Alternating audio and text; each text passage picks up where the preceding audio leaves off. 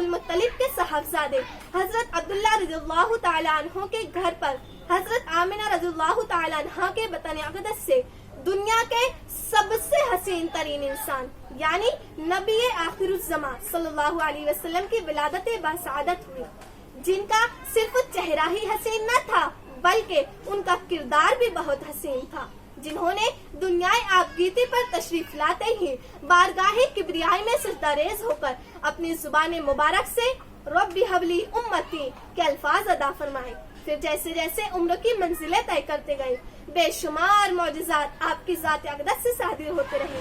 جب آپ صلی اللہ علیہ وسلم 40 برس کی عمر مبارک میں اعلان نبوت فرمایا، پہلے تو آپ صلی اللہ علیہ وسلم پر مشرکین اور کفاران مکہ نے ظلم کے پہاڑ توڑے، لیکن عالم انسانیت نے عدل و انصاف، رحم و کرم اور مساوات کا وہ منظر بھی دیکھا کہ شیر اور بکری ایک ہی گھاٹ پر پانی پیتے نظر آئے، اور یہ سب صرف اور صرف تعلیمات نبوی صلی اللہ علیہ وسلم کی بدولت ہی ممکن ہو سکا۔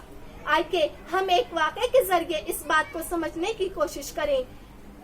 کہ جب طائف میں حضور اکرم صلی اللہ علیہ وسلم کو پتھروں سے لہو لہان کیا گیا تو بلبل سدرہ حضرت جبرائیل علیہ السلام تشریف لائے اور عرض کی کہ یا رسول اللہ صلی اللہ علیہ وسلم آپ حکم فرمائیں تو میں ان دونوں پہاڑوں کے درمیان اس قوم کو پیس کر رکھ دوں، تو رحمت للعالمین نے فرمایا نہیں جبرائیل، مجھے امید ہے کہ ان کی نسلیں ایمان لائیں گی۔ اور پھر چشم فلک نے وہ نظارہ بھی دیکھا کہ اسی قوم سے